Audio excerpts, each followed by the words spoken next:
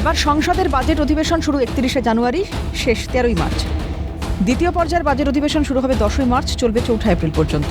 প্রাক বাজেট প্রস্তুতি বৈঠকে একাধিক সংগঠনের সঙ্গে বৈঠক করেছেন অর্থমন্ত্রী নির্মলা সীতারামন। তাদের একাধিক দাবি নিয়ে বিস্তারিত আলোচনা করেছেন অর্থমন্ত্রী। জনগণের হাতে নগদের যোগান, কর ব্যবস্থায় সরলীকরণ, জিএসটি কাঠামোয় বদলের মতো ইস্যুতে আলোচনা হয়েছে একাধিক বণিক সভার। তার বাজেট বক্তৃতায় এই বিষয়গুলো প্রাধান্য পায় কিনা তাকে 140 কোটির দেশ। এদিকে বাজেট অধিবেশনের আগে সংসদ ক্যালেন্ডারের দাবিতে সরব তৃণমূল কংগ্রেস। তৃণমূলের তরফে ডেরেক ওব্রায়েন জানান, এর আগে প্রাইভেট মেম্বার বিলে তিনি বিষয়টি উত্থাপন করেছিলেন। একটি স্কুল বা কলেজের ক্যালেন্ডার থাকে, প্রত্যেকটি অফিসের একটি করে ক্যালেন্ডার থাকে, সেক্ষেত্রে সংসদের কেন ক্যালেন্ডার থাকবে না, প্রশ্ন তোলেন তিনি।